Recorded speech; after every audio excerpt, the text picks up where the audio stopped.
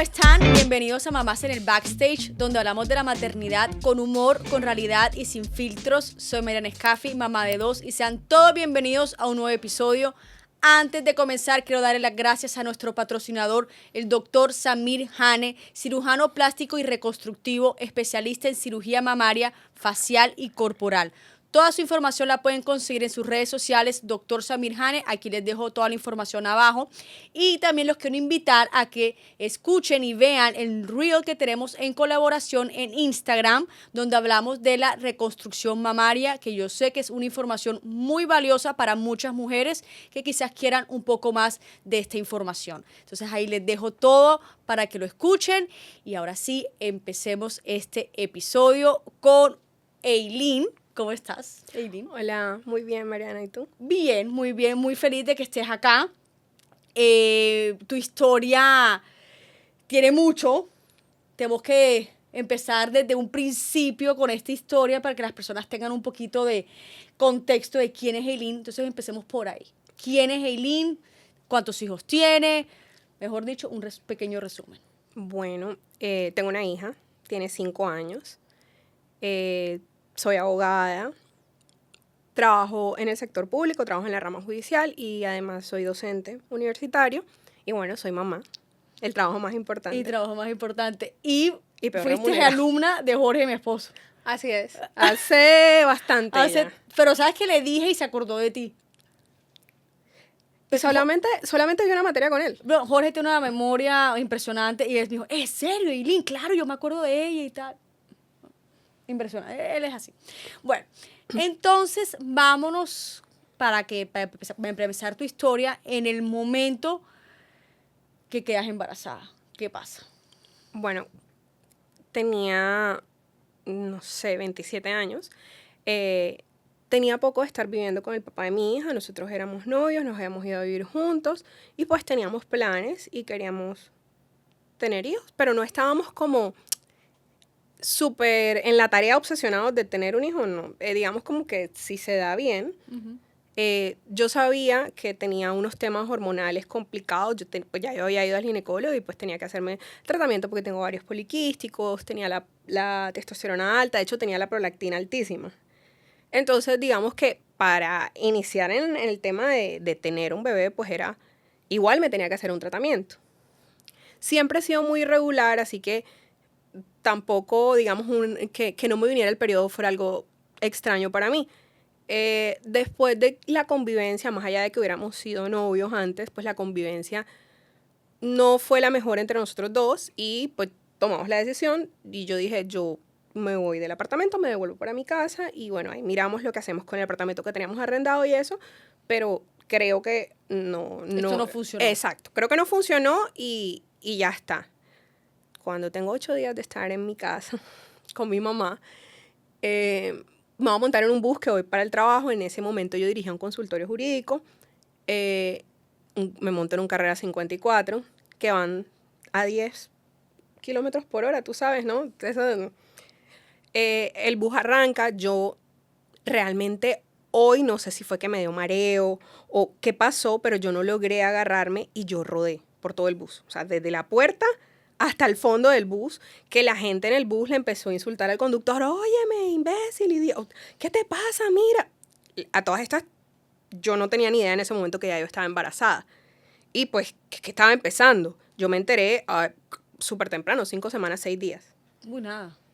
Entonces, ni yo sabía que estaba embarazada, ni obviamente se me iba a notar nada de que estuviese embarazada o algo así, pero fue la forma en como el señor arrancó que todo el bus le cayó encima. De hecho, yo llevaba un portátil en el bolso y caí sobre el portátil, la pantalla se partió. Sí, fue un golpe duro. Fue durísimo. Bueno, después de eso pasaron como unos 3 o 4 días y yo empecé a manchar. Pero todas estas, como que yo pensé que me iba a venir el periodo. Pero pasaron 3 o 4 días más y yo seguía manchando y yo siempre he sido un periodo bastante abundante. Sí, sí, ajá, entonces, ¿para cuándo? Ajá. Sí, y entonces, y ahí es como que cuando yo me avispo y digo, espérate, no, es que tengo 15 días de retraso. O sea, tampoco, una cosa es que yo sea irregular y otra cosa es que no me venga el periodo en todo el mes, básicamente. Y ahí fue que como que me avispé y me fui a urgencias. Entonces cuando llegué a urgencias, y porque me dolía también el abdomen, o sea, tenía como cólicos, pero como cólicos, pues no sé, yo siempre he sufrido de cólicos muy fuertes, pero Sí, esos estos cólicos son diferentes. Sí, Son diferentes. era diferente. Ujú. Entonces, como que ahí me avispé, te digo, tenía como 8 días de haberme separado del papá de mi hija, y me fui a la urgencia. Y me dicen, cuando yo he hecho el cuento, en el triaje lo primero que me dicen es, tenemos que hacerte una prueba de embarazo. Total. Y yo como que, no, embarazada, yo no estoy embarazada. O sea, yo entré en total negación. O sea, yo estaba ahí porque yo tenía la sospecha, pero digamos que me acababa de separar. Sí. Estaba de regreso, después de vivir mucho tiempo sola, estaba de regreso en la casa de mi mamá. Me acaba de separar, es que me acaba de separar. O sea, y me dicen como que hay que hacerte una prueba de embarazo. Y yo, no, o sea, yo empecé a sacar mi historial clínico. No, es que yo tengo varios poliquísticos, que yo tengo una testosterona alta, es que ya yo fui al ginecólogo, es que me dijeron que me tenía que hacer tratamiento, es que es imposible que yo esté embarazada. Y me dijeron, tenemos que hacer una prueba de embarazo. Sí, sí, exacto. Entonces, bueno, a todas estas ni siquiera me hicieron en sangre. ¿El de orina? ¿Sí? Es que me hicieron, o sea, como que un vasito de esos como de tinto de la calle. O sea, eso se siente como, la verdad, yo me sentí como, o sea, no me puedes dar una de esas que son como de, no, Sí, no. un poquito más. Sí, no, un vasito de tinto de esos de la calle y una tirilla de esas como las de que miden el pH. Sí, sí. Bueno, yo lo meto y yo no sé por mi cabeza qué estaba pasando, pero no habían pasado yo creo que ni 30 segundos cuando le dije, sí, viste, negativo. Ella me dijo, negativo, ¿tú no ves la sombra que está ahí? Ay, esas son 2 rayitas. Y yo, ¿cómo así? Déjame ver. O sea, yo no lo podía creer. Porque además es que yo desde los 14 años vengo lidiando con temas hormonales. O sea, Claro. que nunca me dijeron, tú no puedes tener hijos, pero, uno, mi mamá tuvo un historial de pérdidas muy grande, y 2, pues siempre había tenido un tema hormonal como que estaba en tratamiento, Sí. o sea, en seguimiento. No es que me dijeron, eres infértil, pero nunca me dijeron, tú al primer intento vas a quedar embarazada, no. Exacto. Y más que yo llevaba, nuevamente, como desde los 15 años tomando pastillas por el tema de los ovarios poliquísticos, y yo había dejado de tomar pastillas, no sé, hacía 2 meses. Quedas embarazada. Un Quedé- shock total. Sí, no. Y Claro, yo siempre había querido ser mamá, entonces en medio de mi miedo y de mi negación, sí me puse muy feliz. Porque yo siempre, o sea, creo que yo tenía 10 años y estaba diciendo que quería ser mamá. Pero, como que me bajan, o sea, como que estás en las nubes y de pronto te bajan de golpe y me dijeron, ahora necesitamos saber si hay latidos, porque está sangrando. Pero es que me lo dijeron así como sin anestesia, como, sí, o sea, como... son muy fríos al darte la noticia. Es como, eres un número más. O sea, vamos a ver si tiene latido. Si no, pues vas al otro cuarto, le grado y vete para la casa. Sí, o sea, pero es que no entiendo. O sea, es que, o sea, fue como cuestión de 3, 2, 1, como que estás embarazada y yo, bueno, bien. Y cuando me dice eso, yo como que, ¿cómo así que si hay latidos? Digo, está ¿Y sangrando. estabas sola? Estaba sola. Ahí fue que llamé a mi mamá. Entonces. Llamaste a tu mamá. Al papá, por ahí todavía. No, es que de hecho cuando yo llamo a mi mamá, le digo, no lo llames. O sea, es que, además que también era una situación compleja, porque por las razones en que no funcionó, pues digamos que yo sí quería mantener contacto cero. Ok. Y el tema con mi mamá es que lo hizo o sea, yo sé que lo hizo con el mejor amor del mundo, pero le entró por un oído y le salió por el otro. O sea, ella colgó conmigo y Llamó al papá. llamó al papá. Ok. Tú en ese momento entras a ecografía. ¿Qué pasa en ecografía? Pues él llegó cuando ya yo estaba en ecografía. O sea, Ok. él no alcanza a ver la ecografía. Sí había latidos. O sea, me dicen, tienes 5 semanas, 6 días y hay latidos. Lo cual fue como... El ecógrafo fue mucho más empático y me dijo, no te preocupes si no hay latidos en este momento porque, Sí, porque puede pasar es que después, está muy sí. chiquito. Ujú. porque según tus cuentas debes tener unas 6 semanitas más o menos, ¿no? O sea, él fue más empático, la verdad, que la mujer. O sea, no entiendo cómo entre mujeres somos así. Sí, Porque la enfermera fue, o sea, brutal conmigo. El ecografista fue como que mucho más empático. Y cuando de pronto, yo recuerdo que me pusieron el transductor, lo metieron en el transvaginal porque estaba apenas empezando. Y yo recuerdo, no recuerdo quién fue, pero un episodio de una mamá que decía que ese era el sonido de la felicidad. O sea, yo me sentí tan identificada. O sea, cuando yo siento el tuc, tuc, tuc, tuc, ese fue como el sonido de la... Yo, está bien. Y yo, está bien. Y sí me dice, sí, está bien, pero... O sea, sí está vivo, pero... O sea, tiene latidos. Está un poco desprendido. O sea, yo empecé el embarazo con algo que se llama hematoma retrocoriónico. Y es básicamente que el saco gestacional se alcanzó a desprender. Probablemente por el tramacazo que me di. En el bus. Ok. Entonces,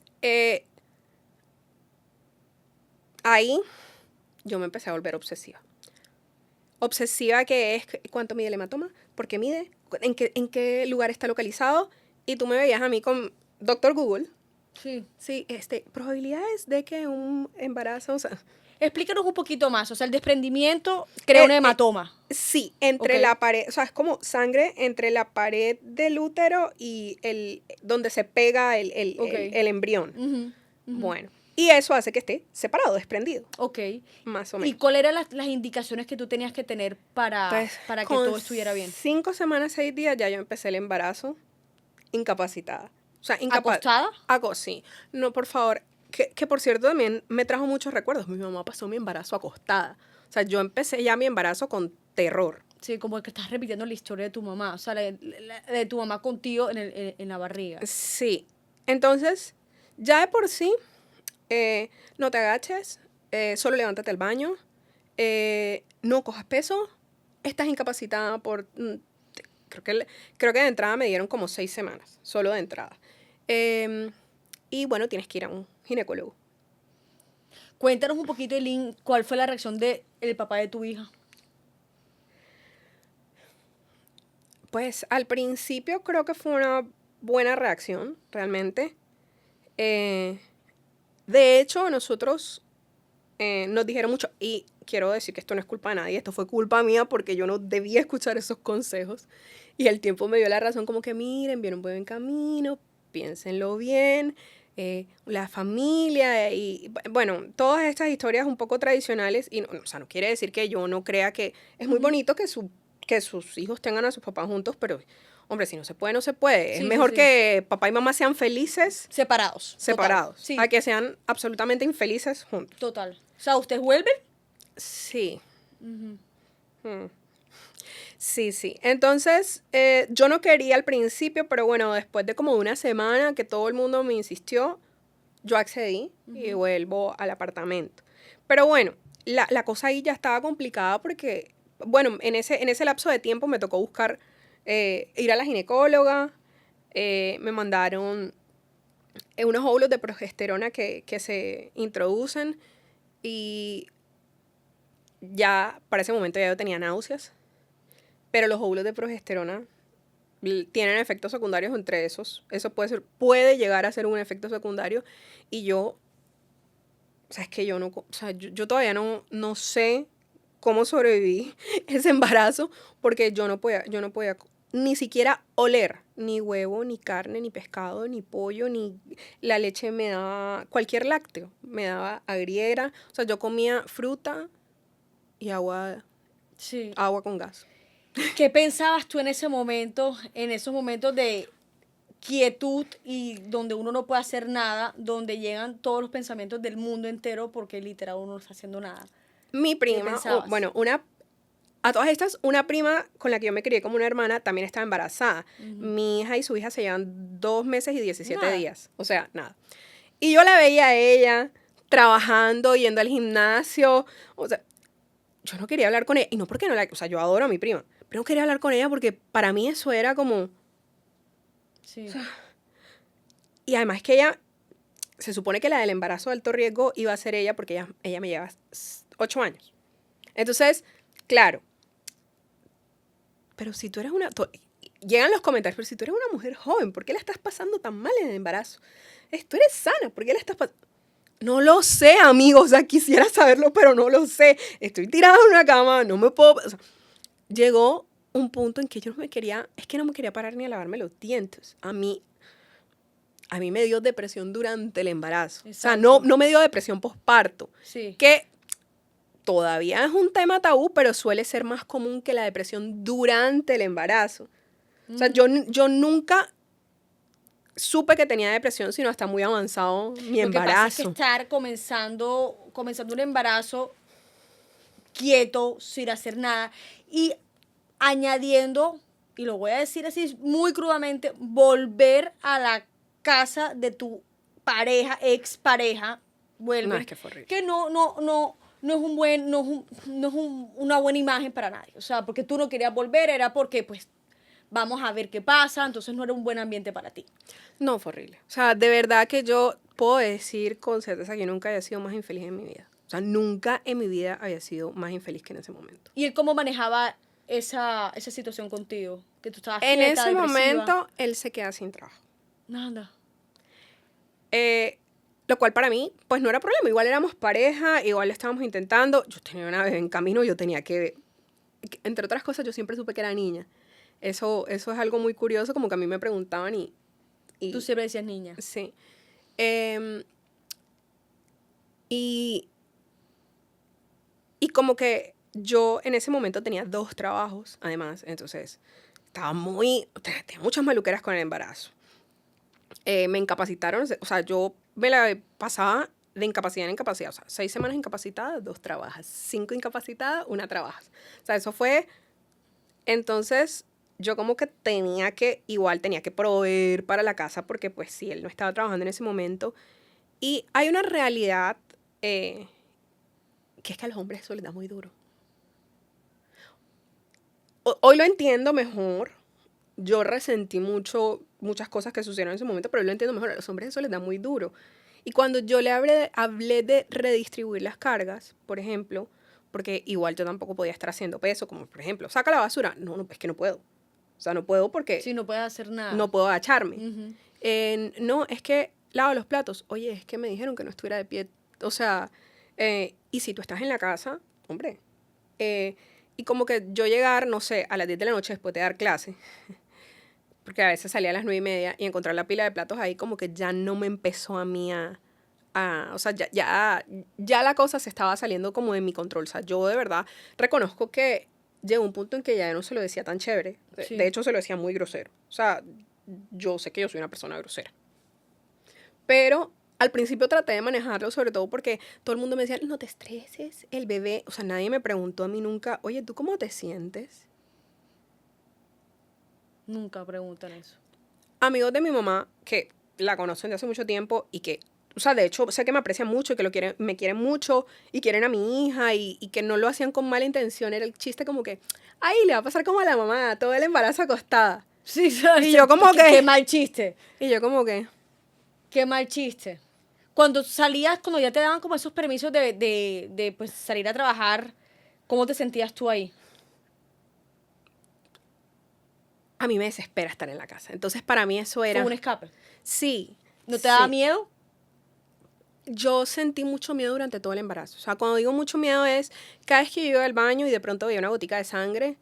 O sea, yo parecía una loca. Yo creo que nada más me faltaba la lupa para ver si el bebé se había salido. O sea, era...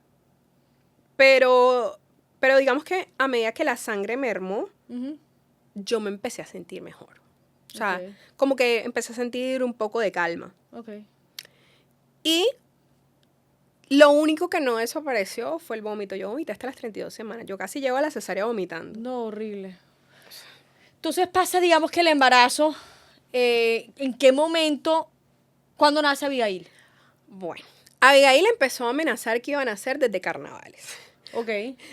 Ya llegó un punto en que yo no le creía. Lo que pasa es que para ese momento yo tenía... Cuando ella empieza a amenazar con que van a hacer, ella tenía 21 semanas. ¿Cuánto? 21. Pequeñita. Sí, yo empecé a tener contracciones desde las 21 semanas. Entonces, esa era otra. O sea, me internaban en la clínica, estaban, me devolvían y me sacaban. Me internaban en la clínica. ¿Seguías con el papá? No, ya ahí me acababa. Yo en enero de ese año, a finales, no recuerdo en qué fecha, pero fue antes del cumpleaños de mi mamá. Mi mamá cumple el 30 de enero. Eso fue el 2020, porque ese fue el mismo año que nació Abigail. Pero no tengo muy clara la fecha, como que sé que unos días antes, como que ya tomamos la decisión que, o sea, de verdad esto No iba a era funcionar. una situación insostenible. Bueno, entonces cuando ya no tomamos la decisión, en algún momento yo trato de decirle, mira, tratemos de llevar la fiesta en paz porque, o sea, es que tenemos una hija en Sí, camino. lo vamos a ver toda la vida. No. No pasó. No, de hecho, es que las cosas empezaron a escalar muy feo porque él empezó, o sea, la primera estrategia fue, pero mira, piensa en la bebé, demos otra oportunidad. No quiero, no puedo más. No, mira. Y le dije, mira, me puedes acompañar a todas las citas, me puedes llevar al médico, podemos ser amigos, no es que yo no quiero ser tu amigo, pero es que, o sea, de verdad, no damos más. Recuerdo que yo ese día me empecé a sentir mal. Yo creo que fue para la época en que ya me estaban empezando como las contracciones. Y él me fue a buscar al trabajo porque él me dijo, bueno, está bien, yo estoy en el centro, yo te recojo de subida y te llevo hasta la Puerto Azul. Ok, dale, está bien, llévame tú. Estás más cerca tú que mi mamá, llévame tú, no hay problema. Íbamos en el camino. Y él, pues todo el camino así como que, tú sabes, Tranquila. mira, es que hasta que llegó un punto en que dijo algo y que hoy en día entiendo que lo dijo porque yo no sé, sorprendentemente ese día estaba como modo zen y nada de lo que me decían me afectaba, pero él sabía que si decía eso sí me iba a Te afectar. iba a detonar. Sí, me dijo como que, es que si tú no quieres volver conmigo es porque esa hija no es mía. Ya. O sea, todavía me pregunto cómo fui tan fría para contestarle lo que yo le contesté. O sea, porque yo respiré y le dije, me descubriste. Tienes toda la razón. Ahora me la estás poniendo más fácil, entonces ya déjame ir que la otra semana me voy a casar con el papá de mi hija. Lo que yo no sabía es que se iba a volver loco. O sea, se volvió...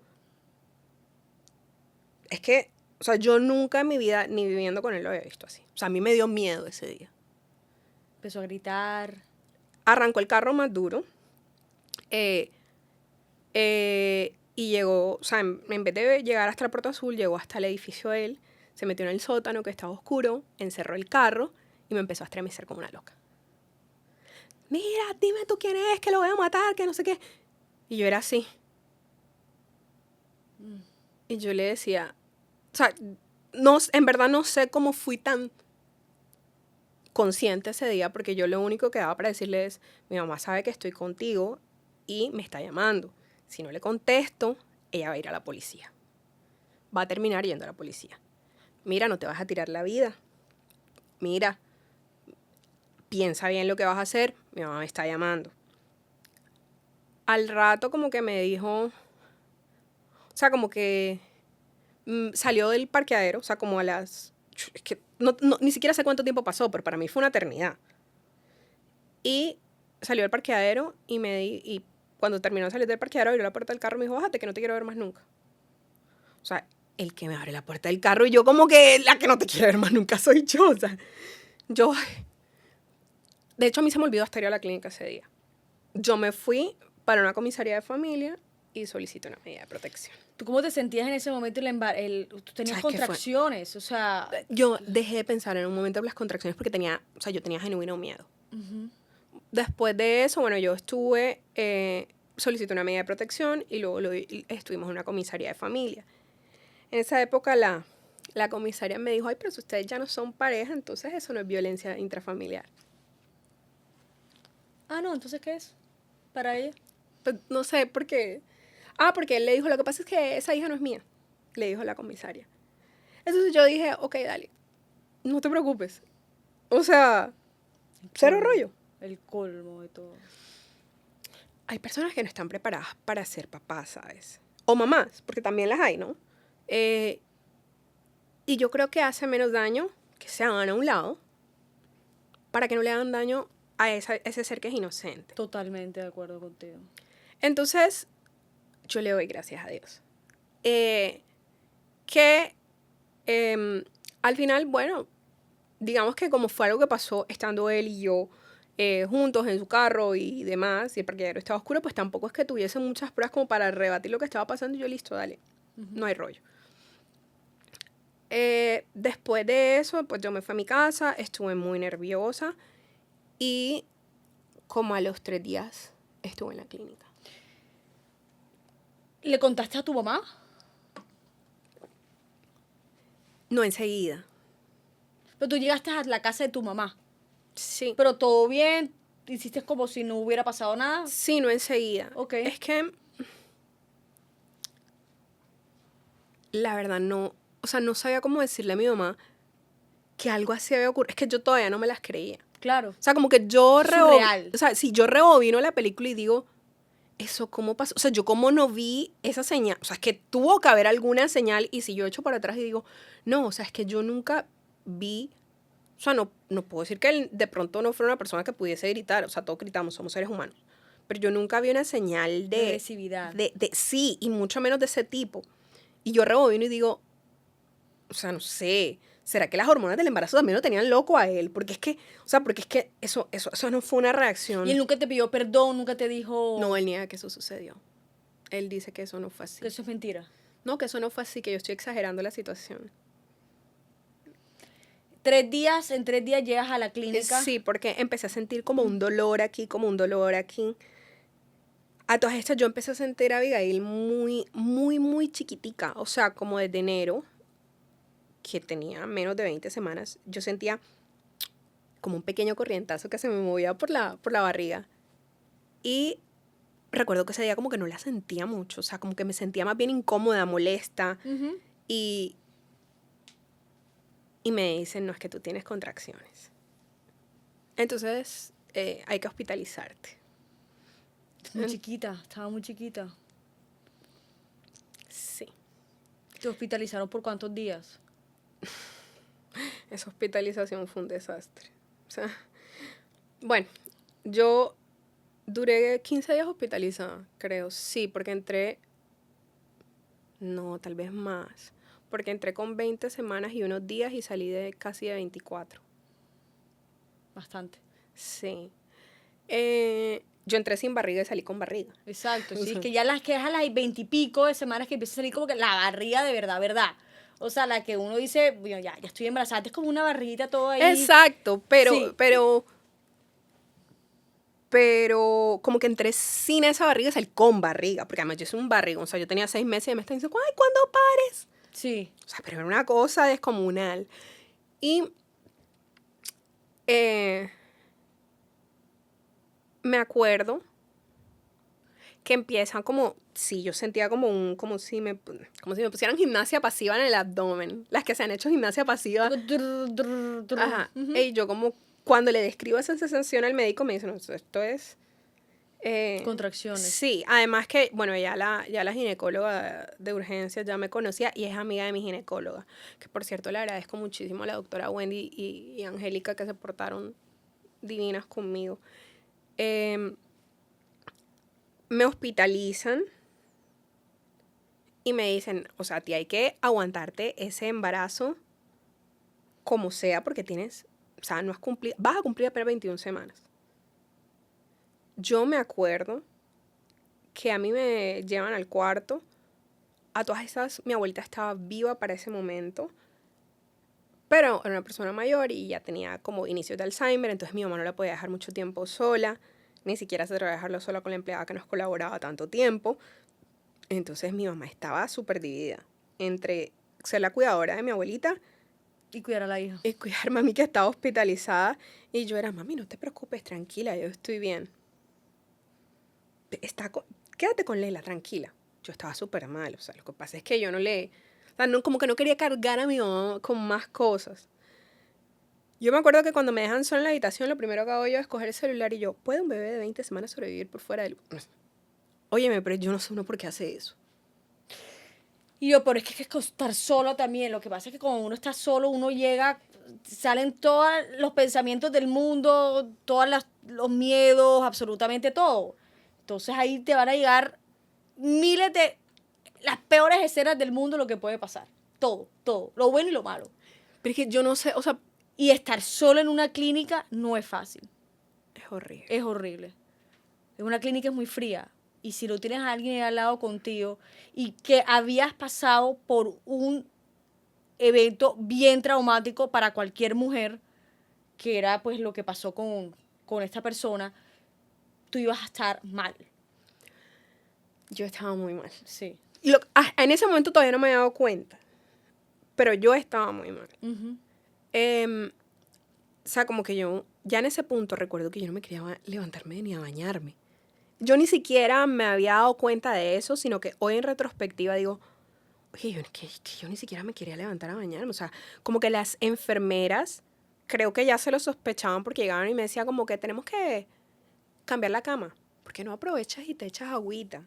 O sea, la verdad las enfermeras se portaron súper bien, súper lindas conmigo. Yo les tengo muchísimo cariño. La verdad no tengo quejas, pero sí siento que de pronto me lo pudieron decir de otra forma, pero no se atrevían como a decirme, oye, ten cuidado que creemos que tienes, o sea, que estás deprimida. Estás deprimida, sí. Y que yo también creo que también una vez hay mucho tabú sobre la depresión. Y hay personas, y que es normal, que no lo saben manejar o como no saben cómo abordar, decir, ella creo que está deprimida, necesita ayuda. Ahora que creo que la cosa está un poquito más común, hablarlo y decir, pero en esa época menos. Estamos hablando de hace 5 años. Sí, claro. Y entonces eso fue antes del carnaval de 2020. O sea, ese fue justo casito antes del encierro. Exactamente, porque pasa carnaval y llega el encierro. Ajá. Entonces, ¿cuándo nace Abigail? Ella nació en mayo, gracias a Dios. Marzo, ok. Pero yo tuve, o sea, entre eso y que ella naciera, tuve un camino. O sea, de verdad es que me acuerdo y digo, yo no sé cómo lo hice. Después de eso, bueno, me controlaron como las contracciones. Yo tenía 23 semanas y ya me iban a dar de alta. Y yo tenía, creo que 8 días de estarle diciendo, óyeme, yo soy estreñida. Oye, no he ido al baño. Oye, no he ido al baño. Oye. Y como que todo el mundo estaba preocupado por las contracciones, porque no la vemos como del mejor ánimo, porque estaban preocupados de Mili, que estaba vomitando, mil y una cosa, y como que nadie me escuchaba, o sea, nadie realmente estaba escuchando y diciendo, oye, tengo 8 días que no voy a... O sea, cuando ya el día que me dan de alta, y dije, tengo 8 días que no voy al baño y no me voy de aquí hasta que me den una solución. Claro. O sea, yo casi que me amarro a la cama, me faltó Sí. fue esposarme a la Sí, cama, sí. porque ya literal me habían firmado la orden de salida y todo. Entonces me dieron un Bisacodilo y estaba tan tapada que lo vomité enterito. O sea, no habían pasado creo que 15 minutos y devolví el Bisacodilo sin digerir. Entonces ahí ya se preocuparon. Ay, sí es cierto, está vomitando todo lo que le damos. Claro, como para ese momento ya me habían diagnosticado hiperemesis gravídica, que es que, o sea, ya yo, básicamente me dijeron, tú vas a llegar a parir vomitando. Y vomitaba muchísimo. O sea, a mí ese Plenif que a la gente le... Sí, el Plenif para ti no era nada. Eso era agua. Sí, sí, total. Entonces, como que decían, o sea, como que creían que yo estaba vomitando porque tenía hiperemesis, pero no es que no era un vómito normal, es que yo me sentía, o sea, yo sentía, era horrible. Y entonces, ahí fue que me dijeron, ay, hay que ponerte un enema.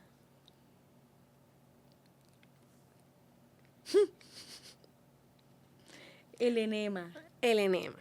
Pero no solo el enema. El enema es que me dicen, desvístete, ponte una bata, no sé qué. Te vamos a poner un enema para que te puedas ir para tu casa después de que vayas al baño. Me ponen el enema, yo salgo corriendo al baño y lo siguiente es que yo me paro del inodoro y es sangre por donde voy caminando.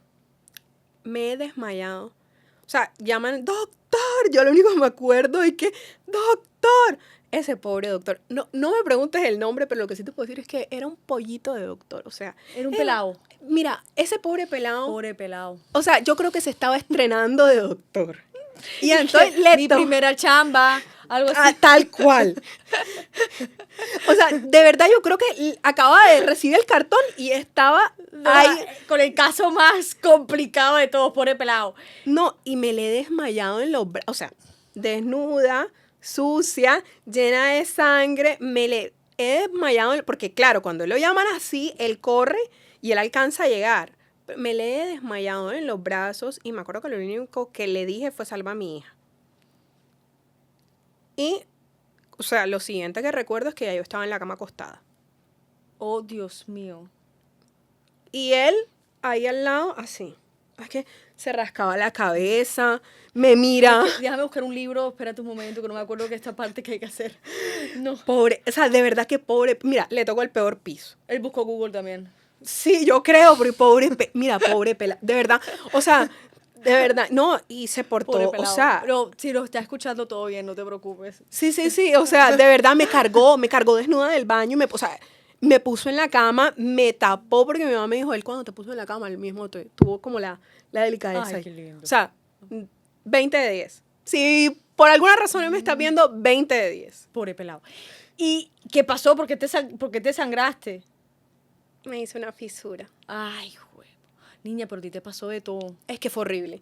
O sea, por eso a mí me preguntan, ¿y para cuándo el hermanito? Yo, para nunca.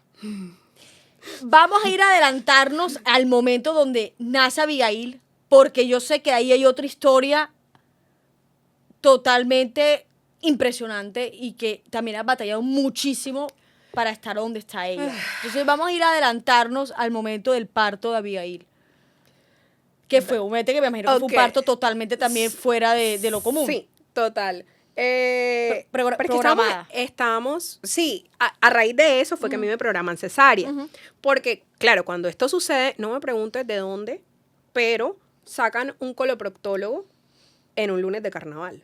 O sea, así de grave se vieron en la clínica que el coloproctólogo, o sea, por un lado la gente, más vale, y el coloproctólogo ahí revisándome. Me hicieron una rectosimoidoscopia sin anestesia. ¿Y eso qué es? A ver, es como la endoscopia, pero al revés, por abajo.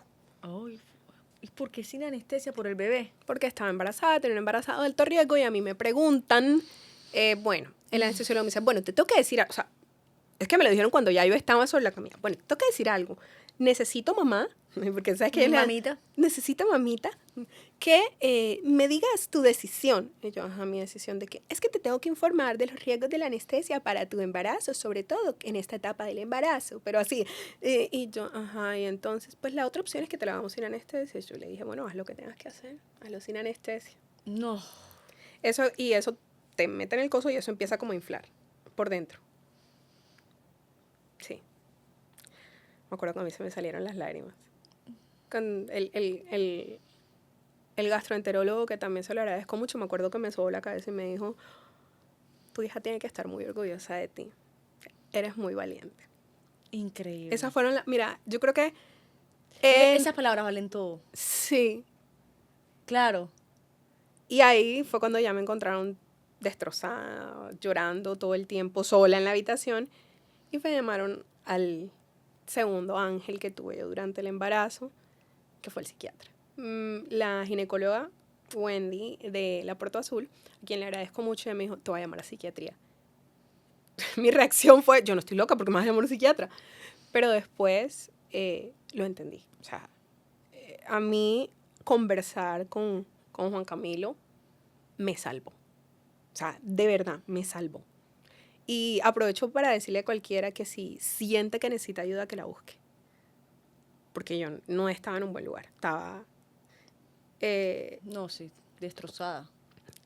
Entonces, bueno, ahí más o menos las cosas se calmaron. Yo vuelvo a la clínica de 32 semanas porque otra vez como que empezaron unas contracciones. Luego me habían dicho que tenía síntomas de preeclampsia, pero como habían empezado los síntomas más o menos a las 20 semanas, dijeron que era muy temprano. Entonces al final Juan Camilo me dijo, tú no tienes ninguna preeclampsia, tú lo que tienes es un ataque de ansiedad. Lo que pasa es que, claro, ven una embarazada que está viendo fosfenos, que tiene dolor epigástrico, piensan que tiene preeclampsia. Claro. Ujú. Pero no, tú tienes un ataque de ansiedad y fue la primera vez que yo escuché la palabra ansiedad. O sea, Los como que ataques de ansiedad son horribles. horribles. Yo no se lo deseo a nadie. No, horrible. Así que le agradezco mucho a Juan Camilo. Vuelvo a la clínica con 33 semanas. Me ve perinatología Ujú. y me dicen, me parece que son Braxton Hicks esta vez, que son... Las contracciones falsas. Sí, entonces como que te vamos a dejar un par de días en observación y vuelves a la casa. Y ya, me devolví a la casa y tenía 33 o 34 semanas. Y digamos que ahí hasta que nació Abigail fue la primera vez que yo empecé a sentir calma en mi embarazo. ¿Ya para qué? Abigail nació de 36 semanas exactas. O sea, tuviste 2 semanitas y No, poquito. es que nació de 36 semanas exactas. El día que ella O cumplió... sea, 2 semanas. Sí, el día que ella cumplió. Cuéntanos cómo fue ese parto. Ya estábamos en pandemia. Ajá, claro. En plena. Solo dejaban entrar al papito, pero pues... Papá, Papito not found. not found. No. Desde ese episodio, él no apareció en nada. Aunque cuando aparecía a pelear conmigo. Yo o sea, No, cero, que no. yo en este momento, No, en ese no. momento de mi vida no necesitaba eso. O sea, tras que ya me estaba volviendo loca porque la ansiedad y la depresión no son locura, pero es que yo realmente ya, o sea, Sí, estaba ya. hormonal, estaba ansiosa, estaba deprimida.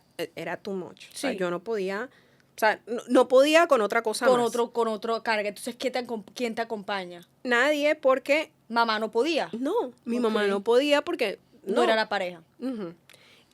Pero algo que sí tengo que decir, la verdad, es que mi parto fue, o sea, de pronto no era lo que yo quería porque yo siempre yo era la que quería hacer el parto natural. O sea, y no me pongan nada y quiero mi parto natural, pero bueno, cambio de planes, es que puede volver a tener una ¿cómo se llama? Una hemorragia rectal si te pones a pujar. Entonces, Claro, el coloproctólogo me dijo, no puedes parir. sí. O sea, dile a tu ginecóloga que cesárea sí o sí. Y yo creo que también por todas las situaciones, aparte de eso, de todo lo que pasó, el desprendimiento, las contracciones, mejor dicho, todo era mejor cesárea.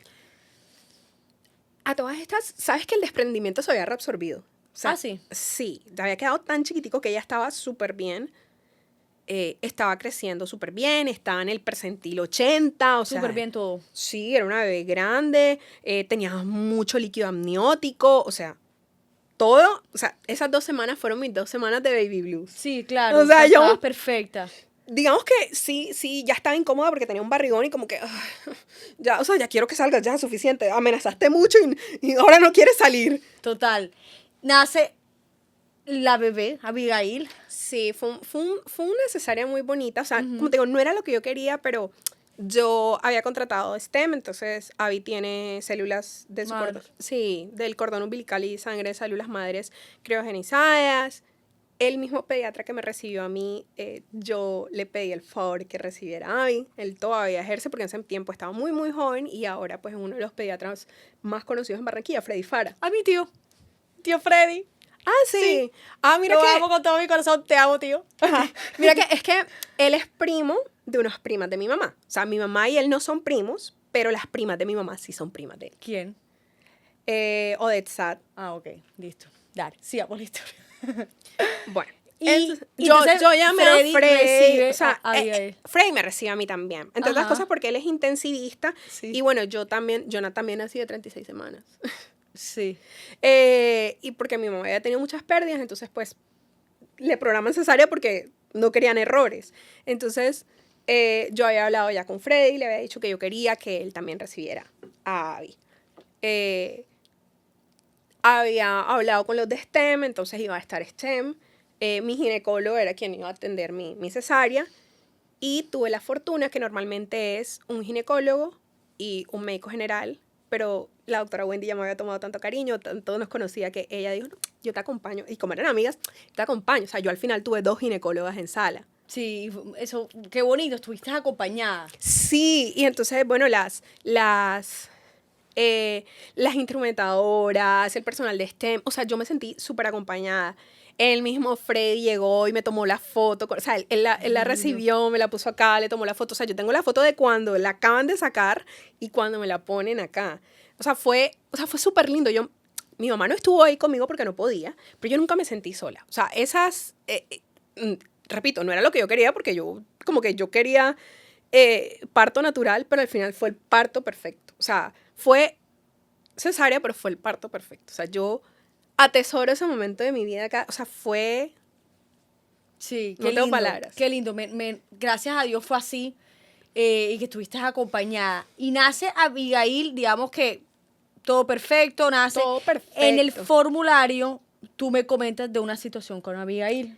Sí, pero hasta ese momento no teníamos ni idea, o sea, porque... No, ahí yo me imagino que no pasó nada, me imagino que No, todo de bien. hecho, ese primer año, lo único así, digamos, súper difícil para mí fue que me dio una mastitis. O sea, yo era la mamá que decía, le voy a dar seno exclusivo y demás. Los planes cambian. Sí, total. Los planes cambian. Entonces, cuando ya tenía como 1 mes y medio, resulta que la muchachita es estítica como yo. Y se me ha tapado. Entonces Freddy le formuló un leche de pote, pero antiestreñimiento. Entonces me tocaba mezclarle seno con la leche de antiestreñimiento hasta que ella pudiera comer frutas y fibra y eso para poder... Exacto, pero digamos que ese primer año... Y sí, ya. Cosas normales que pueden pasar. ¿Qué pasa entonces después del año? En septiembre del 2021, ella ya había ingresado al jardín. Yo la metí muy chiquitica porque, no sé, yo siempre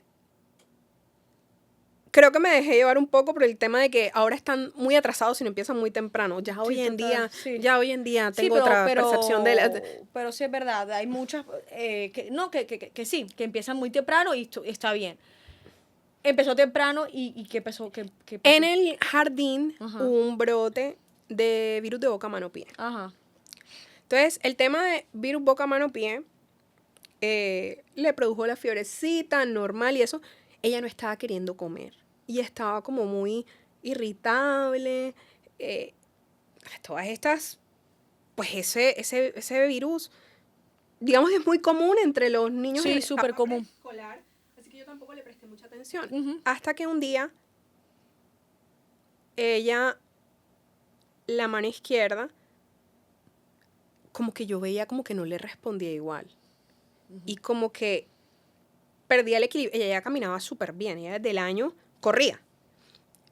Y como que perdía, o sea, se caía. Yo como que, eso está raro. Y yo la vi que fue a coger el chupito de ella. Como que hizo así y no lo logró coger. ¿Como si estuviera débil la mano? ¿O no tuviera como coordinación? Como no tuviera coordinación. O sea, es que lo que pasa es que un niño tan pequeño, ya tenía 4 meses, está súper difícil saber si era que estaba débil o era que no tenía coordinación o sea, pero algo no estaba normal. Me acuerdo que yo le dije a mi mamá, nos vamos ya para urgencias. Y mi mamá sí notó lo que había pasado porque ella miró y me dijo, de hecho ella fue la que le puso el chupo al lado porque ella estaba como que sí hay algo raro. Y yo le dije, nos vamos ya para urgencias, que esto puede ser neurológico. Yo no soy médico. Ya yo dije, yo soy abogada, pero yo crecí. O sea, mi abuelito fue mi papá para mí y él era médico. Yo me acuerdo tener yo, no sé, 7, 8 años. Yo estudié en un colegio bilingüe. Entonces que él me decía, ay, Aileen, ven, tradúceme este artículo. Entonces yo leí, o sea, yo crecí leyendo artículos médicos. Imagínate. Entonces, para mí eso fue un signo de alarma. Y yo me la llevé de urgencias para la Puerta Azul. Hacía como 2 días habíamos estado para que le tomaran los exámenes de sangre porque la fiebrecita no le cedía y no sé qué. Entonces, ese día ella había batallado mucho y le había quedado como un morado aquí. Entonces, cuando yo llego, me dice, no, mamá, pero neurológico. No, la bebé está responsiva. Mira, pupilas responsivas. Mira que tiene los reflejos. Ella ya hablaba. Entonces, ¿cómo te sientes? Bien. O sea, Sí, total. tú de verdad, para que un niño de 1 año te diga que se siente mal, Sí, total. o sea, preocúpate. Sí, total. Ellos siempre están bien. O sea, O sea, para ellos ellos son todos están prendidos en fiebre. ¿Cómo tengo fiebre? Pero, o sea, no. O sea, ellos son todoterreno. O sea, bien. ¿Y cómo te llamas? Bien. O sea, obviamente eran preguntas que una niña de su edad iba a contestar, o sea, salvo que estuviera absolutamente desorientada. No tiene fiebrecita, mamá. Entonces me acuerdo que me dicen, y yo le decía, no, pero necesito que me escuches. Esto puede ser neurológico, no es normal. Y entonces me dice, mamá, para que te quedes tranquila, o sea, pues es que me acuerdo que fue cero empática, porque o sea, es que, no sé, mi corazón de mamá me decía que era neurológico.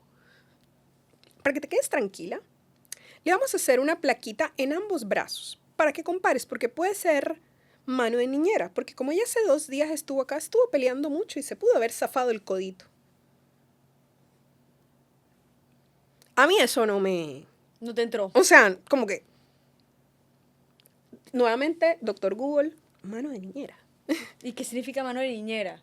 Es como que los niños muy chiquiticos, o sea, en este momento no recuerdo exactamente, pero los niños muy chiquiticos como que si hacen un movimiento brusco, les desencaja desencaja, eso. ajá. Sí. Y eso como que hacen una maniobra así, y ya. Ajá. O sea, no es una fractura, es que se desencaja. Sí, entonces ellos pensaban que tenía eso. Sí, que entonces que... Pero era la mano, ¿no? Sí, o sea, es que yo no... Y yo sentía que era como que también el hombro un El poco hombro, caído. O sea, a mí, no sé. Lo que pasa es que, claro, cuando tú no eres profesional de la salud, discutir con uno que sí es profesional de la salud te queda difícil. Claro.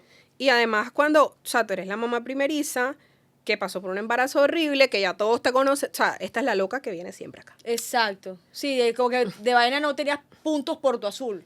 Sí. O sea... Sí. Sí. Y a mí ya me iban a fidelizar ahí. Ajá, exacto.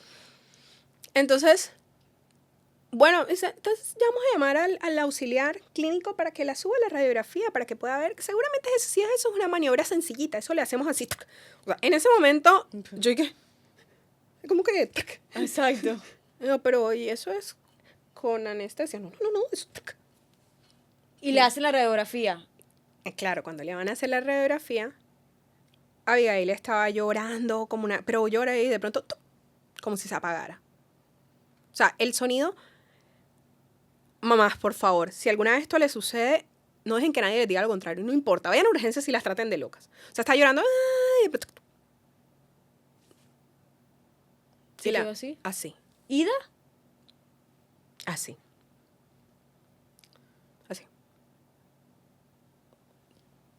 ¿Y qué hiciste? Claro, en ese momento, yo como que, ¿qué pasó?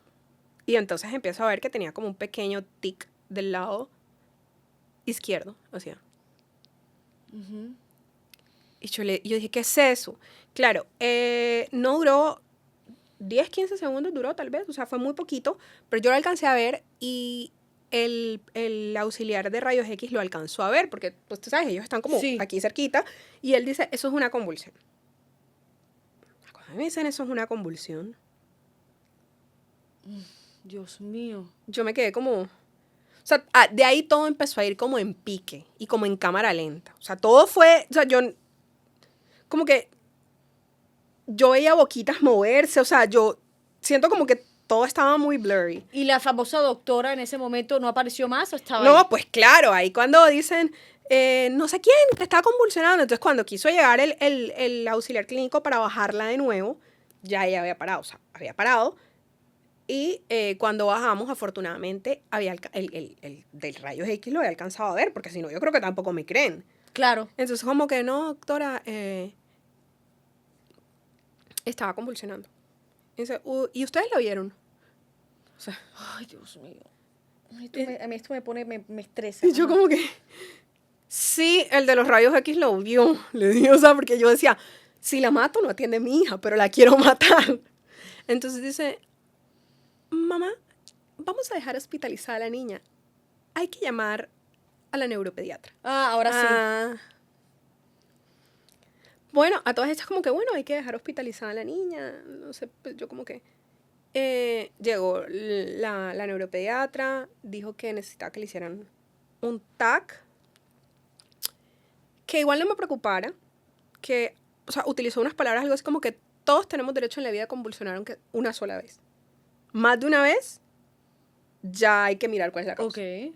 Ujú. Lo cual me pareció extraño, o sea, para mí convulsión es signo de alarma Exacto, siempre. eso me parece como interesante y raro a la vez. Sí, o sea, bueno. pero, o sea, me dijo como que, obviamente, asumo que, pues, dentro de los parámetros, ¿no? Hay convulsiones que duran muchísimo y obviamente hay que mirar si hubo algún daño. Claro. O sea, pero esta fue muy corta, la verdad es que sí fue muy corta. O sea, 10, 15 segundos a lo mucho. Entonces yo me quedé como con esa sensación de falsa tranquilidad. Entonces, bueno, la suben a hacerle el TAC. Y ella No como- sé cómo te llamas anestesiólogo, pero si me estás viendo eres la peor persona del mundo. O sea, te lo quiero decir de corazón. O sea, no te perdono lo que me hiciste. Porque le digo como que, ajá, tú no me has hecho el consentimiento informado. O sea, porque ella es muy chiquita. A un niño tan... Yo no sabía. A un niño tan chiquito sí lo podemos anestesiar así como así. O sea, sí, no es una urgencia porque, o sea, le vamos a hacer un TAC. No le podemos dormir y ya. O sea, como que dejar que se duerma porque los bebés se duermen. Me dice, mamá, a ver, yo quiero que sepas algo. Lo peor que puede pasar es que yo la sedé, le dé broncoaspiré, le dé un paro cardiorrespiratorio y se muera. Así te digo. Pero eso solo sucede en el menos del 1% de los casos. What? Y todo... no entiendo, o sea, ¿cómo así? Ajá. Y entonces... O sea, entonces, claro, o sea, tú eres mamá, o sea, que te digan eso a ti, o sea, ya. No, y en ese momento donde tu hija, que tú no sabes ni qué es lo que tiene, acaba de convulsionar, si sea, ahora han pasado 5 segundos, no pasa nada. Ella en ese momento, ¿cómo estaba? Es que cuando la convulsión pasó, Después, ella estaba como si nada hubiera pasado. O sea, no. Y le hacen entonces... El TAC. El TAC, Primero. pero ¿dormida o sedada? Sedada. La sedaron. Sí. Pero, o sea, de verdad que no se lo perdono. O sea, no entiendo. Debería como ser obligatorio que en la carrera de medicina les metieran como que... Curso de empatía. Sí, curso de empatía. Totalmente. O sea, no entiendo. Sí, es verdad. Entonces, bueno, le hacen un TAC, sale el TAC, rápido, lo sacan de emergencia porque todavía estaba la neuropediatra ahí, y me dicen... bueno, a todas estas me llevan a habitación porque supuestamente ella se iba a quedar hospitalizada. Y de pronto me llega, lo cual me pareció súper raro porque a las 9 de la noche, 8:30, 9, llega una pediatra. O sea, dime tú en piso cuando hay pediatras a esa hora, pero pues claro, yo estaba con ¿qué? Y me dice, hola mamá, buenas noches, ¿cómo está? Ella fue mucho más... Cordial. Sí. Y yo, bien, gracias. Ya resalieron los resultados del TAC. Y yo como que... Ajá. Y es que yo como que... En ese punto yo sí decía, dígamelo sin anestesia porque... O sea, la forma en como me lo está diciendo como que... Yo sé, no tiene sentido, pero es como que ella le estaba dando... O sea, dándole vueltas. Se notaba que no sabía cómo decírmelo. Me dice, hay una sombra en el TAC. El TAC no está normal. Cuando me dicen el TAC no está normal... Sí. Yo no sé ni qué sentir. Me dice, y necesitamos trasladarla a UCI y vamos a tomarle una muestra de líquido cefalorraquídeo. Y yo, muy inocentemente, bueno, vamos.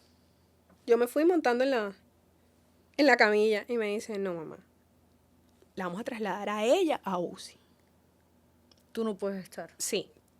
Puedo dejar que la acompañes para que le instales, veas con quién se va a quedar, conozcas a las enfermeras y sientas confianza, pero tú no te puedes quedar. Esos fueron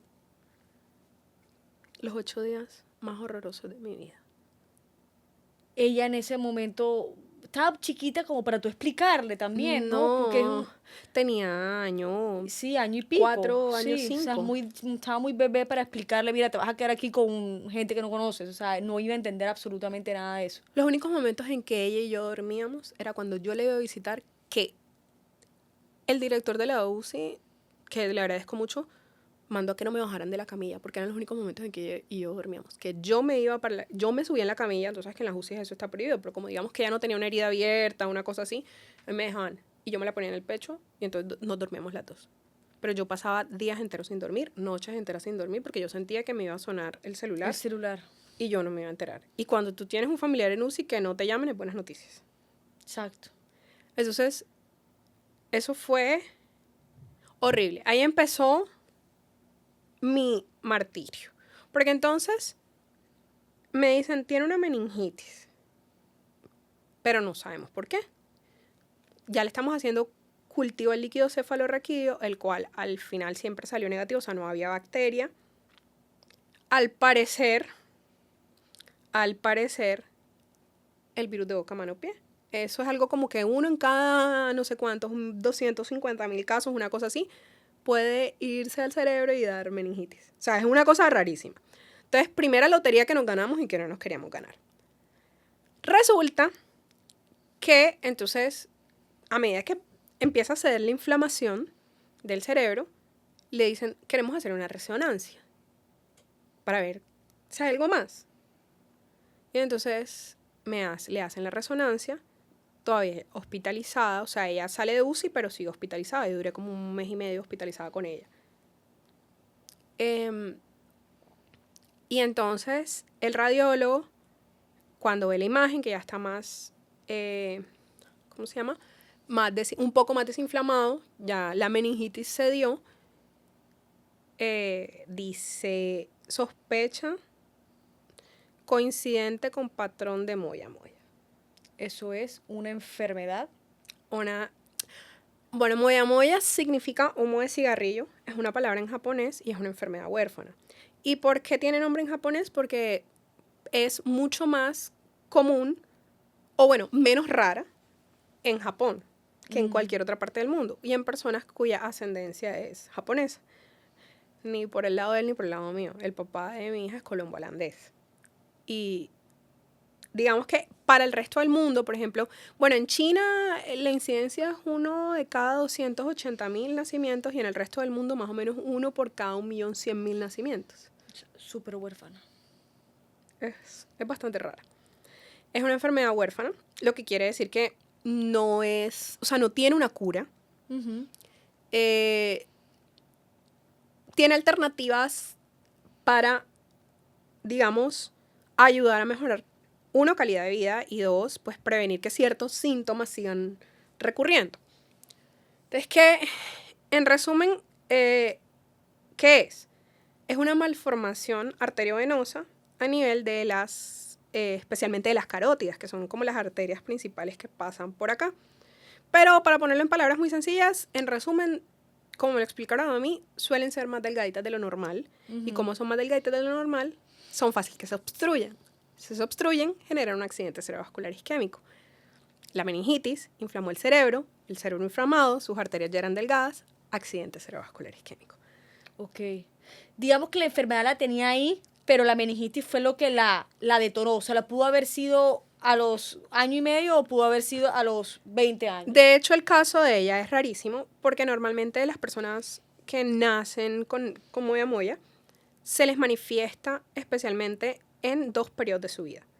O bien entre los 4 y 5 años o bien entre la década de los 40 y los 50. Entonces, ella empezó muy chiquita. Claro, claro. Y cuando te dan esa noticia y te dan que te dicen que es una enfermedad que se llama moya moya, que tú no tienes ni idea de que es una enfermedad huérfana, ¿qué fue lo primero que pasó? ¿Qué fue lo primero que sentiste? Yo me acuerdo que empecé a pelear con Dios. Bueno, en principio como que me dijeron sospecha, entonces llamaron a neurocirugía porque digamos que hay unas cirugías correctivas para mejorar ese tema. Él fue quien finalmente, doctor Jaraba, quien me explicó como el tema. Empecé yo, doctor Google. Yo no sé por qué no sé por qué en ese punto seguía con eso. O sea, doctor Google es el peor, no. Sí, total. Y me acuerdo que yo iba todos los días a la capilla que está en la Puerto Azul. Pero ese día, O sea, ese día yo llegué, había como unos devocionarios y me acuerdo que yo los hice bolita y se los tiraba a la Virgen y le decía, o sea, yo decía, pero ¿qué más quieres de mí? O sea, ¿cuánto más? ¿Qué más? O sea, ¿por qué? ¿Qué hice? O sea, ¿por qué me odias tanto? Le decía yo. O sea, yo hoy en retrospectiva digo que si alguien entró después de esa capilla, dijeron, eso aquí, ¿qué pasó? Yo le pegaba al piso, pateaba las sillas, o sea, yo estaba descontroladísima. O sea, ¿pero por qué? Claro. ¿Qué más quieres de mí? Y bueno, después de eso, me dijeron, bueno, hay que hacerle una neurocirugía, hay que hacerle neurocirugías correctivas. Pero el neurocirujano me dijo, mira, una niña tan pequeña yo no la voy a intervenir hasta que si no estamos 100% seguros. Hay un examen que es más invasivo que una resonancia, pero mucho menos invasivo que una neurocirugía. Se llama panangiografía. Es como por aquí, por la arteria que pasa por aquí, meten como una camarita que recorre las venas y las arterias del cerebro. O sea, llega a las arterias del cerebro y graba como o sea, por lo que medio entendí, más o menos que me explicaron, como que graba el flujo sanguíneo de las... Wow. Sí. Se lo hizo un neurocirujano endovascular ahí en Sabac. Y bueno, ya, me confirmaron el diagnóstico. Ya en ese momento que me lo confirman, como que ya yo había peleado. Ya yo, o sea, Sí, sí. como que ya había hecho paz. Y llega la segunda parte, que es como que, bueno, hay que hacer la neurocirugía, pero además de eso también me llaman a hematología. Hay que anticoagularla. La verdad le agradezco mucho porque como que me dijeron, la puedes traer todos los días acá a que le pongan la anticoagulación o puedes aprender a anticoagularla tú. Le agradezco muchísimo a la doctora Yati, ella es la hematóloga pediatra, la hematoncóloga pediatra de la Puerta Azul, que me dijo, mira mamá, yo te recomiendo que aprendas tú. Aquí tenemos unas enfermeras buenísimas que te pueden enseñar. Te lo digo porque es menos traumático para la bebé que saber que tiene que venir todos los días a la clínica, que si tú te quieres ir de paseo un fin de semana con ella, no puedas, o sea, no puedas porque entonces ¿quién le pone eso? Entonces yo, vienes las veces que sea necesario y aquí las chicas te van a ayudar y te van a enseñar. Era muy doloroso para mí, porque ella me decía, mamá, pullita no. Pobrecito. Y es que yo no sabía, después a mí me operaron de algo y estuve en la clínica y me estaban anticoagulando. Ah, no, mentira, fue que me dio dengue.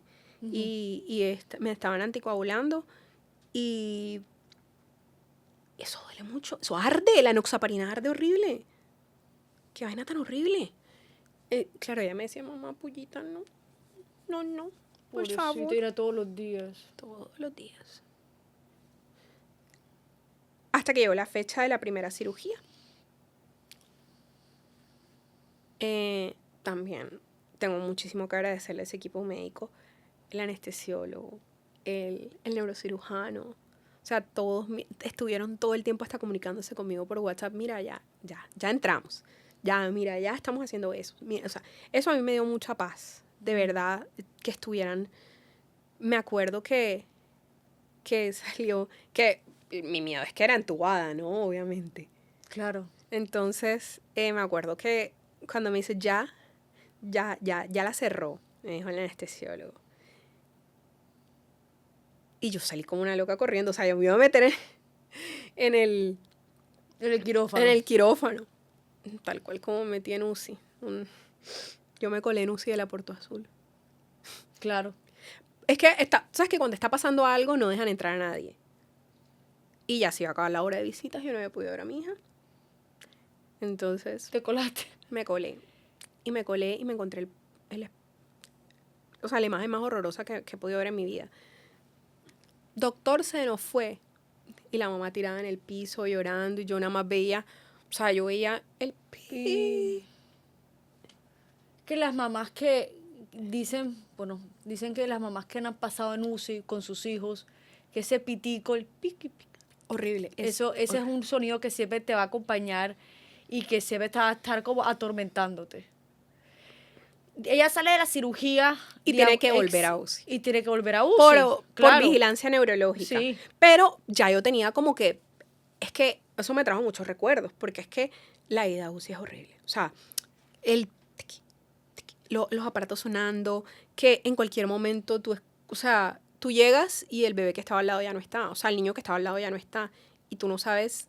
¿Qué le pasó? Sí, exacto. Horrible. Horrible. Ella estuvo en UCI ¿cuántos días? No, le fue súper bien. Solo hizo 24 horas. Ok. ¿Llega a la habitación? Habitación. ¿Está despierta? ¿O Sí. despierta bien? Es más, la sacan rapidito. La iban a dejar y que una semana en la clínica, pero la sacan rapidito porque ya nadie se la aguantaba. Aileen, una pregunta. Ella, recuérdame un poquito más, esa cirugía es para qué, o sea, ¿qué hacen con ese fin? Se llama leptomeningosinangiosis con colgajo óseo. Okay. Cortan el músculo con el que uno mastica, el que está aquí, Ajá. lo introducen en la meninge como si fuera un injerto del propio musculito para que él se adhiera y empiece a crear venas. Ah. Entonces, me explicaba el neurocirujano que es como si tú vas por una vía principal que está congestionada, no tienes como abrir otra vía principal, pero puedes crear vías terciarias. Entonces, los carros empiezan a...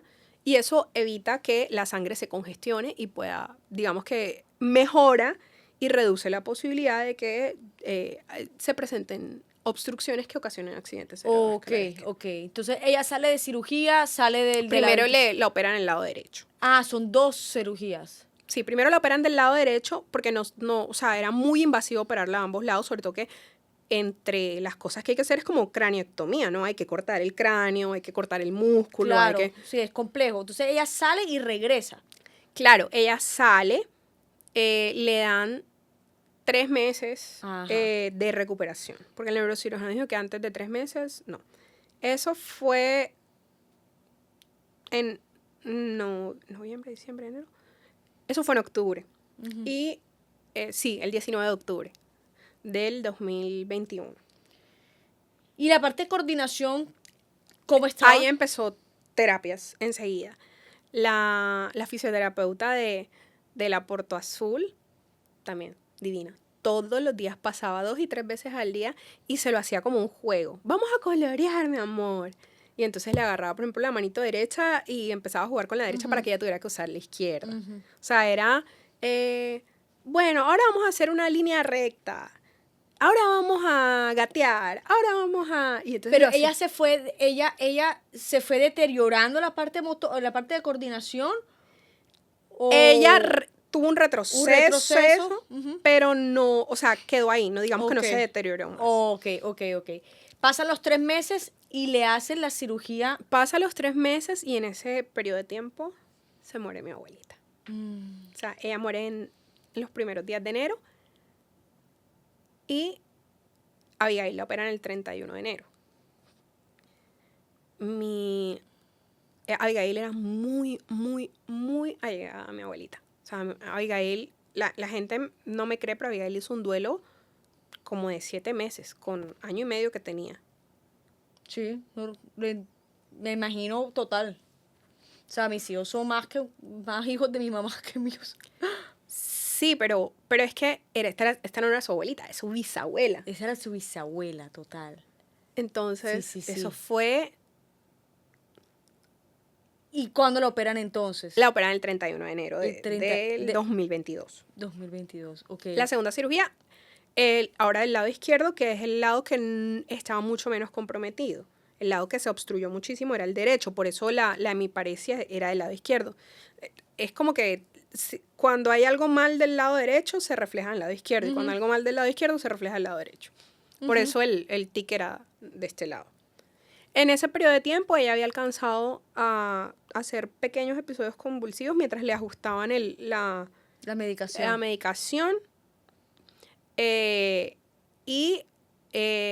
La medicación levetiracetam le producía como episodios de agresividad. Ella se mordía. Se pegaba contra la pared y me mordía a mí. Pero no era como que mamá te muerde, no, o sea, era Sí, era agresivo. Era sí, agresivo. y bueno, ya después de eso, que le hicieron la segunda cirugía, ella empieza con terapias de rehabilitación física, terapia ocupacional y demás. Y digamos que recupera su movilidad como a los 15 días ya estaba agarrando cosas con la mano izquierda. Increíble. Me explicaban los neuros que es un tema de neuroplasticidad, es que estaba muy chiquita, entonces la recuperación fue, o sea, me decían, esto le hubiera pasado con 40 años y créeme que, o sea, hasta estuviera moviendo un dedo apenas. Sí, total. Entonces, bueno, ya después de la segunda cirugía, volvimos a hematología, que ella sigue en sus controles, pero ya no está anticoagulada. Entonces eso para mí fue como Sí, no estar puñándola todos los días, eso tuvo que ser un martirio para ti. horrible. Eso era, o sea, es que yo me sentía mala. Sí. Digamos que la única forma en que yo pude hacer paz con eso es que tengo una amiga que su hija es diabética y necesita insulina. Entonces ella me decía, mira, a mí me costaba muchísimo trabajo el tema de la insulina hasta que un día aprendí a amar la insulina. Si la insulina es lo que la mantiene viva, pues yo amo la insulina. Ay, sí. Total, cambiar la perspectiva. Entonces, ella es psicóloga, entonces eso también, la forma en como ella me lo dijo, me dijo, si la enoxaparina es lo que va a mantener bien a tu hija, ama la enoxaparina. Sí, te cambia totalmente la perspectiva. Total. Qué lindo eso. Sí. Gracias, Marce. Ella, digamos que empieza a evolucionar. Satisfactoriamente, le empiezan a hacer, le hacen una resonancia de control a los 6 meses de la primera cirugía y me dice el neurocirujano, estoy sorprendido. O sea, es que fue un éxito total. Me dice, mira, todas estas son nuevas ramificaciones, claro. Él tan divino mostrándome y yo... Sí. Uno no entiende nada. Sí, o sea... Y que tú lo ves yo total. Sí, claro, por supuesto. Obvio. Pero ahí es cuando yo empiezo a notar que hay algo como raro en mi hija. O sea, como que es diferente.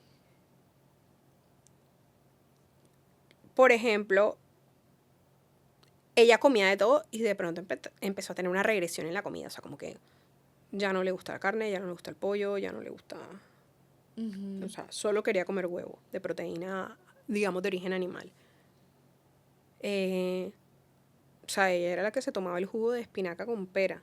¿Yo por qué le hacía eso? Porque yo soy lo peor del mundo. Sí, total. O sea, explícame esa... ok. Sí. Pero... Y como que ya no. Entonces, como igual ella estaba en control con neuropediatría, o sea, como que yo le dije a la neuropediatra. Y me dijeron, no te preocupes, lo que pasa es que a ella le cortan el músculo de aquí y entonces ahora ciertas texturas, masticarlas son muy duras, la carne, vamos a darle chance. Ok. Y yo como que, bueno, sí, puede ser, o sea, de pronto estoy siendo como muy paranoica, es que dije, o sea, al final como que yo decía, me han pasado tantas cosas que cualquier cosita pequeña que puede pasar, tú lo estás exagerando. Sí, o sea, como que sí, al final, yo hasta me autoconvencí como que, o sea, sí, estoy siendo exagerada. Siguió pasando el tiempo y entonces empecé a notar otras cosas. Por ejemplo, el ruido de la estática del radio. Que vamos al centro comercial, me lavo las manos y cuando el secador, la licuadora, la aspiradora. Y yo dije, esto no, o sea, no. Sí. Entonces le hice el comentario a la neuropediatra y le dije, y es que siento que para su edad no está midiendo el peligro. Es como muy impulsiva. O sea, como que se tira como si nada de la orilla de la cama, como que ¡ah! ¡Voy a volar! Sí, sí. Y como que eso lo haga un niño de 1 año, tú dices, porque claro, todavía no mide el peligro, pero que te lo haga es que el que está llegando a los 3, tú dices como que ya es para que ella supiera que se va a golpear. De pronto, no, él se puede partir la pierna o el brazo, a menos que ya le haya sucedido, pero como que él sea consciente como que le va a doler. Sí. Entonces, ahí la neuropediatra me dijo, yo creo que tenemos que mandarla al neuropsicólogo. A todas estas para mí, o sea, yo no sé, a mí eso nunca me dio miedo, o sea, para mí eso, yo sé que hay gente, y respeto mucho que la gente hace duelo del tema de un diagnóstico de este tipo, pero yo creo que ya yo había hecho tantos duelos que... Totalmente. O sea, que para mí era como que sí, ajá, eso es lo que te estoy diciendo hace rato que me la mandó. O sea, que le hicieron un test. La mandaron a psiquiatría infantil también. Y yo, a estas horas de la vida, yo no te puedo decir que no estoy muy segura. La neuropediatra dice que tiene trastorno de déficit de atención con hiperactividad. La neuropsicóloga dice en el test que es autismo atípico. El psiquiatra infantil dice que es un trastorno de desintegración sensorial. Pero al final pueden ser los tres. Entonces, ¿cómo lo abordas? Lo que pasa es que, digamos que el abordaje terapéutico es muy similar. Lo único, a las terapias adicionales que ella tenía por el tema de que la neuropediatra dice que a raíz del accidente cerebrovascular isquémico, pues queda una parálisis cerebral espástica, que es una parálisis cerebral, aunque en el caso de ella sea muy pequeña, digamos, porque es el lugar donde ocurrió, o sea, es el punto donde ocurrió como el cortocircuito del ACV. Ella entonces toda la vida deberá hacer terapias físicas para el tema de su... Por ejemplo, ella tiene un hombro que no se nota mucho, pero eso sí me lo ha dicho como un neuropediatra, fisiatra, o sea, gente que tiene como el ojo muy preciso. Claro. Que es... O sea, yo ni siquiera me he dado cuenta. Y yo soy... Ya yo soy obsesiva, o sea... Claro. Que tiene el hombro, el izquierdo, un tris más, o sea, como que... Más caídito. Ajá. Yo ni siquiera lo noto. O sea, me tengo que... Pero digamos que ellos que ya están entrenados, sí me pueden decir que es una diferencia asociada de milímetros. O sea, ella entonces igual está en terapias. Sí, o sea, ella igual estaba en terapias. Entonces, lo único fue como informarle a sus terapeutas que, mira, tenemos estos diagnósticos. El tema de la comida sí es un tema, no era el músculo, yo tenía razón, es un tema netamente sensorial. Sensorial. No le gustan las texturas. Entonces, bueno, en eso le agregaron una terapia más. O sea, ella va a terapia de lunes a viernes, después del colegio, que es terapia de integración sensorial. ¿Y la parte del lenguaje? Es que, mira, me han pasado unos chascos, otras mamás con niños de trastorno del espectro autista, me dicen, ella no es autista, ella habla. Y yo como que... No, todos los niños cada niño con autismo es distinto. Entonces, o sea, yo le dije, el diagnóstico de ella es autismo atípico, trastorno de desintegración sensorial y trastorno de déficit de atención con hiperactividad. Porque al final, cada uno de los profesionales le diagnosticó algo. Perdón por la por la pregunta tan ignorante que voy a hacer ahora mismo porque no sé. ¿Estos trastornos que tiene Abigail fue a causa de la operación o no tiene nada que ver? Por eso dije, estoy siendo full ignorante en este momento. No, para nada. Sí, de hecho me lo han preguntado, pero no, digamos que el autismo, el déficit de atención y los trastornos del procesamiento o de integración sensorial pueden eventualmente tener un componente genético, pueden eventualmente tener un componente ambiental, pero lo cierto es que nadie sabe en qué momento nace esa neurodivergencia.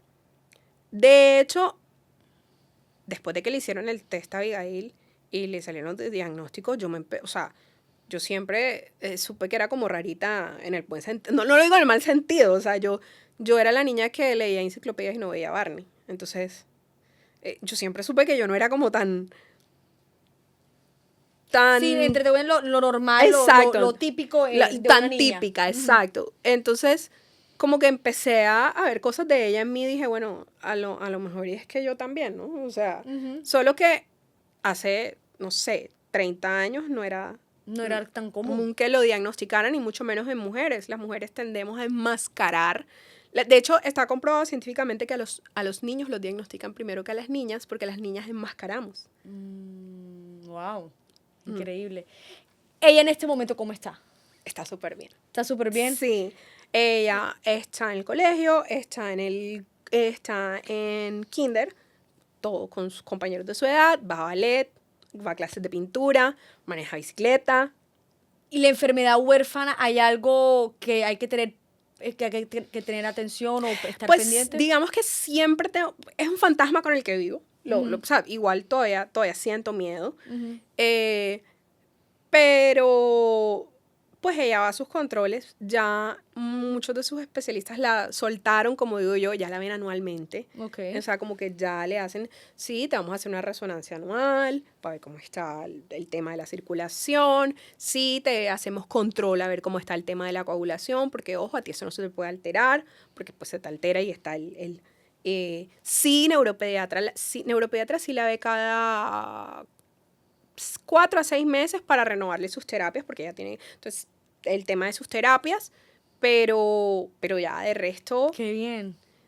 de resto fue un episodio fuerte, pero Gracias a ti y a tu insistencia, está bien. Vamos a pasar a la última sección, que es una pregunta que tengo para ti, relacionado a todo lo que hemos hablado. Perdón, aquí están. Si tu hija pudiera escuchar este episodio en unos años, ¿qué te gustaría que entendiera sobre tu amor y entrega como mamá?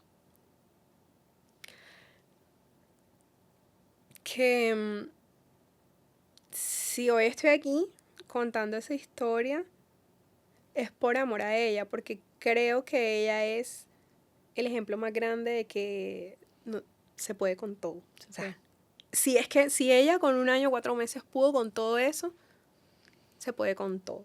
Entonces, que estoy aquí sentada para que ella algún día sepa que puede con todo. O sea, y que cuando necesite a su mamá va a ser la más insistente del mundo para estar ahí para ella. ¿Qué mensaje le darías a otras mamás que también crían a un hijo con una condición de salud compleja y que a veces sienten que no pueden más? Que está bien sentir que no se puede más. Que está bien levantar la mano y pedir ayuda. Que ir al psicólogo y al psiquiatra me salvó. Sí. Que vayan, que se tomen 5 minutos, que pongan pausa en esos momentos de ser cuidador, y que no es fácil. Y la maternidad, más allá de que no haya ninguna condición de salud, no es fácil, pero que levanten la mano y se cuiden. Eso de que mamá feliz, bebé feliz, es cierto. O sea, tienes que ser tu mejor versión para poder para poder brindarle bienestar a tus hijos. Totalmente. Y la última pregunta es, ¿cómo ha cambiado tu manera de ver la maternidad a partir de todos estos retos? Bueno, creo que voy a decir algo, y es que yo siento que tal vez yo fui muy dura con mi mamá.